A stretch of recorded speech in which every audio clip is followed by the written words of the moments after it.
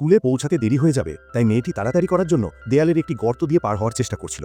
তবে সে তার নিজের শারীরিক আকৃতিকে ভুল বুঝেছিল এবং মাঝখানে এমনভাবে আটকে গেল যে এক চুলও নড়তে পারছিল না। পরিস্থিতি আরও খারাপ হলো যখন ঠিক সেই সময় একটি ছেলে পাশ দিয়ে যাচ্ছিল। এতে মেয়েটি মুহূর্তেই লজ্জায় লাল হয়ে গেল আর নিজের করা এই হঠকারী কাজের জন্য অনুশোচনা করতে লাগল। কোনো উপায় না দেখে সে অনিচ্ছা সত্ত্বেও ছেলেটির কাছে সাহায্য চাইল। ছেলেটি প্রথমে হাত নেড়ে চলে যেতে চেয়েছিল, কারণ কয়েক মিনিটের মধ্যেই সেও দেরি করে ফেলত। কিন্তু মেয়েটির কান্না মেশানো কাতর অনুরোধ শুনে শেষ পর্যন্ত তার মন নরম হলো। সে মেয়েটির হাত ধরে সজোরে টানতে শুরু করল। কিন্তু মেয়েটি এতটাই শক্তভাবে আটকে ছিল যে অনেক চেষ্টা করেও তাকে এক বিন্দুও নড়ানো গেল না। এই পদ্ধতি কাজ করছে না দেখে মেয়েটি প্রস্তাব দিল যে ছেলেটি যেন দেয়ালের পিছন দিক থেকে তাকে ধাক্কা দেয়। ছেলেটি দেয়ালের পিছনে যেতেই তার নজর গেল মাটিতে পড়ে থাকা একটি মোবাইলের দিকে। ফোনটি হাতে নিয়ে এসে আবিষ্কার করল যে মেয়েটি আসলে একজন বিখ্যাত অনলাইন ব্লগার, মানে ইনফ্লুয়েন্সার। আর মজার ব্যাপার হলো ছেলেটি নিজেই ছিল সেই ব্লগারের কট্টর ভক্ত।